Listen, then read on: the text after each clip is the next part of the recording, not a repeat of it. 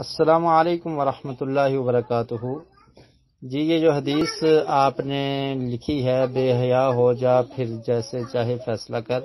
اصل میں یہ جو حدیث ہے صحیح بخاری میں بھی ہے اور اس کے علاوہ دیگر احادیث کی کتابوں میں بھی موجود ہے،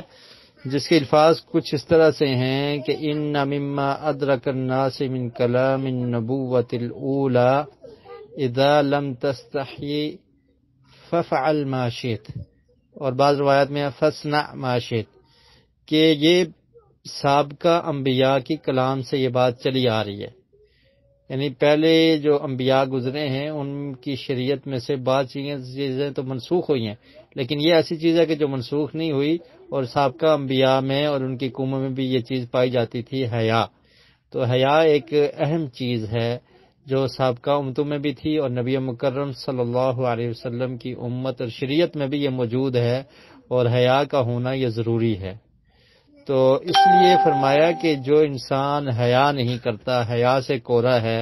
حیا اس کی ختم ہو جاتی ہے، یا اس کی حیا اور شرم اس کو برے کام سے روکتی نہیں ہے،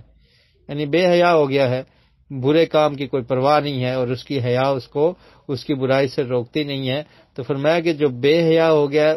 فصنع ما شئت، تو اسے چاہیے جو مرضی کرے، جو مرضی کرے، یعنی مطلب یہ ہے کہ اگر وہ برے کام کرے گا تو اس کا بدلہ اس کو انشاءاللہ ملے گا، اس کا انجام قیامت کے دن برا ہوگا، لیکن حیا کا ہونا ضروری ہے کہ تاکہ اس کی حیا اور شرم اس کو برے کام سے روک دے۔ تو جس کی حیا ہی ختم ہو گئی ہے تو فرمایا کہ وہ چاہے جیسے بھی کرے لیکن سزا اس کو ملے گی۔ تو یہ حدیث کا مطلب ہے، اس میں حیا کا پایا جانا اور انسان کا حیا والا ہونا اس کی فضیلت ہے، بے حیائی سے اور برے کام سے رکنا چاہیے، اور انسان کی شرم اور حیا اس کو برے کام سے روکتی ہے۔